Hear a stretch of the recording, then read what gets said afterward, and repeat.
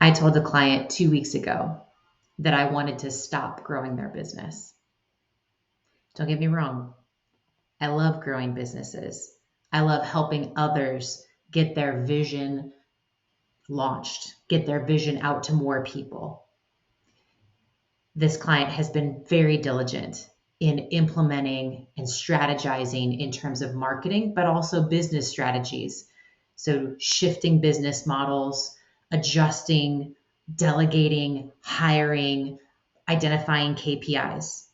They've been doing an incredible job, so much so that they've grown their business so much that they are having a hard time managing the capacity of it.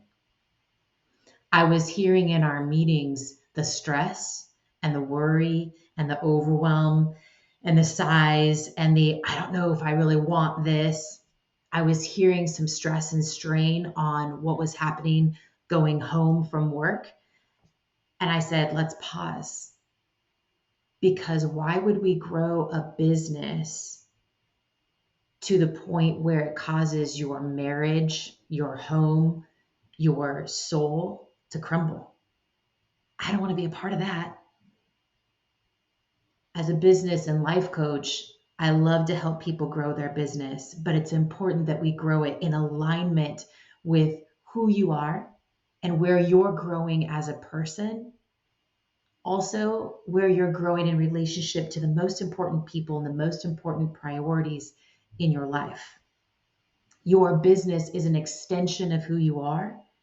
So we have to know who you are and evaluate that in different seasons because we grow and we change. Our desires and our priorities and values grow and change with us. So it's important as we grow businesses to make sure there's alignment. I always want to start with anchoring our identity. So if we look at it this way, our identity stays solid. Our personality and character grow and develop as we grow and develop. But out of our identity is a calling, it's a purpose. And out of that purpose, as that grows and changes and shifts, as we attain new skills and experience and all those things, then we get assignments and opportunities. It might be a role, it might be a job, it might be a one-time intersection and connection. Those things will change throughout our life. The assignments will change. Our calling stays pretty similar. It evolves and grows, but our identity is where we have that solid foundation. So that should be the anchor. It should come under. And then those other things, the calling and the assignments are an extension from that. So the root of who we are, right, produces the fruit that we were intended to grow. Let me tell you my story in a shortened version, one part of my story. This was about 10 years ago. I found myself on my wood floor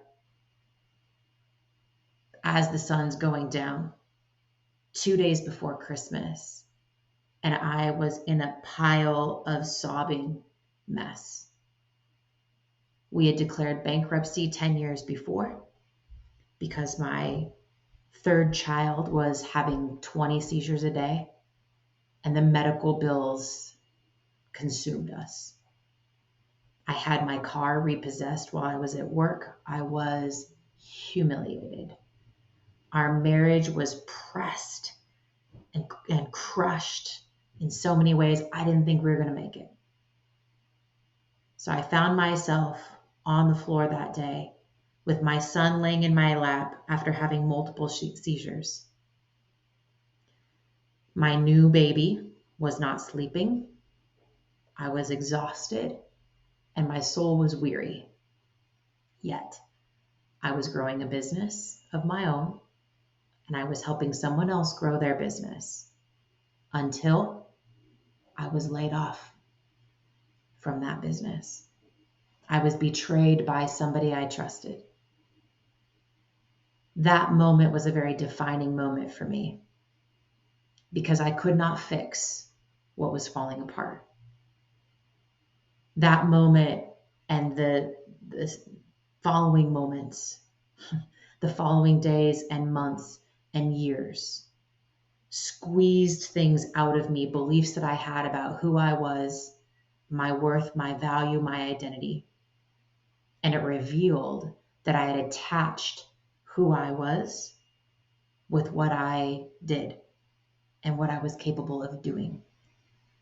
And when I was let go, part of my identity felt like it was gone.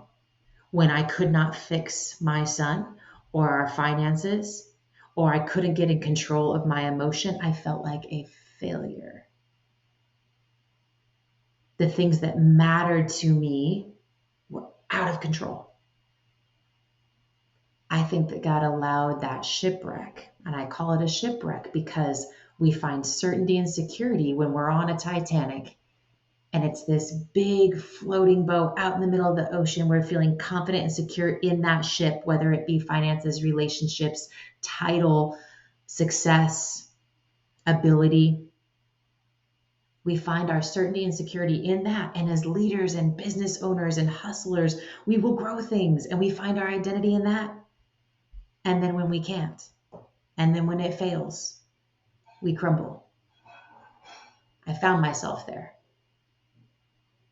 And that's why I find myself here 10 years later, because I hear leaders around me on a regular basis who are doing incredible things with their lives and with their life work, but they've got shipwrecks going on. Their marriages are falling apart. Their mental health is falling apart. Their finances are even falling apart. They feel lost. They feel alone. And some of them have frequent suicidal thoughts. I want to share with you a part of a teaching that I did 6 years ago, and I'm thinking about doing again for leaders for this reason. The program was called A4, and I talk a little bit of what it means to be anchored so that we can be aligned and what happens without it. Even bigger perspective is if you started at the equator and you were going to travel all the way around the world and you were 1 degree off, you will land 500 miles away from your desired destination. If you can land there, because you may run out of fuel if you try and make your way back. 1 degree, oftentimes it goes unnoticed. It looks insignificant. 1 degree of you focusing on finding your identity in something that you shouldn't.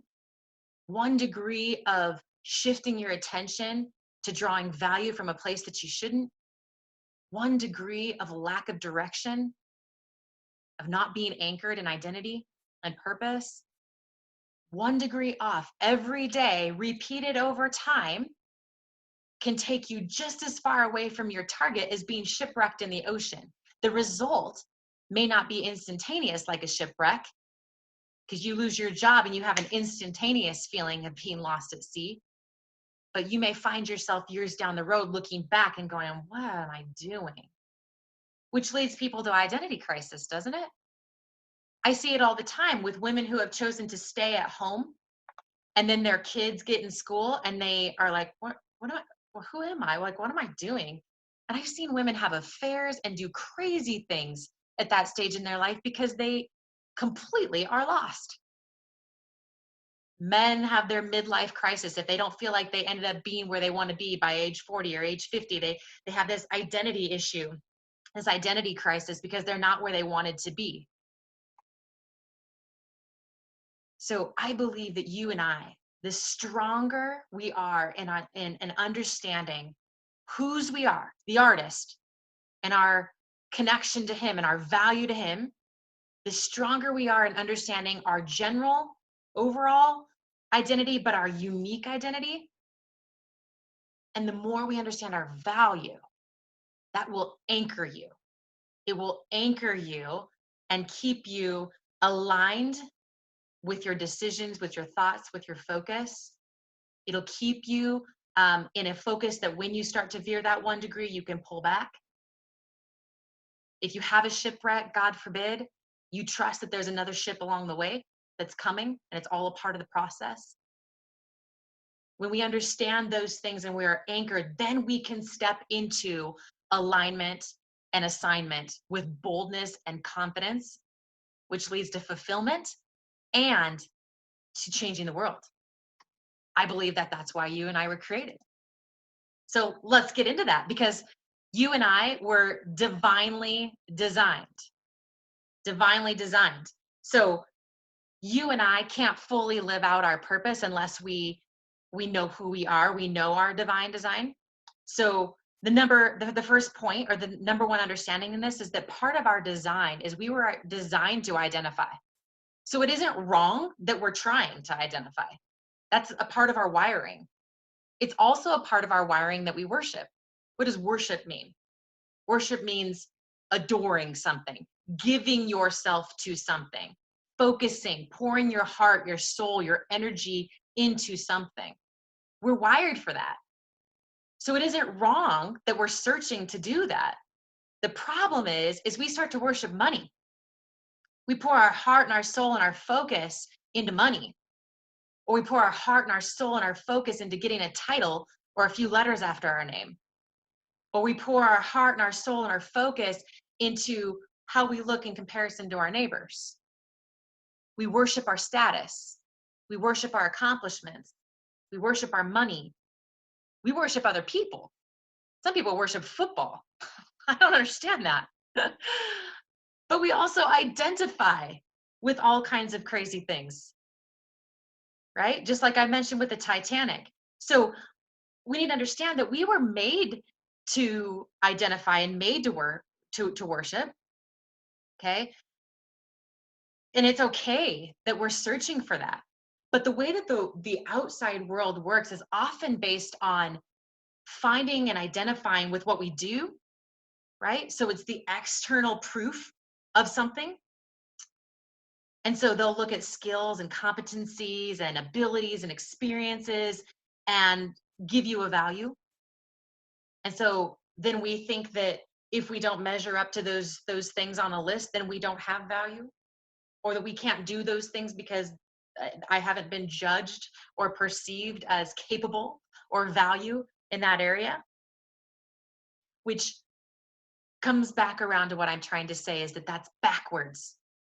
It's backwards to assume our value by what we do. We should always understand who we are and our value first before we try and step into what we're doing with great boldness and intention and purpose. It's always who before do. And the world wants to go, what you do makes you who you are. It's the reverse.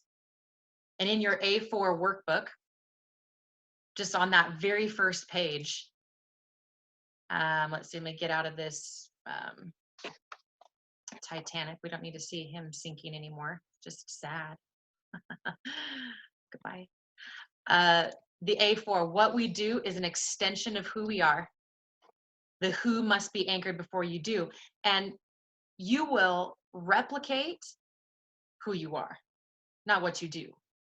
So your kids will model who you are, right? At the very core of what they do. So it's important in leadership, in any role where we have influence, that we understand who we are and we function out of that place versus the reverse.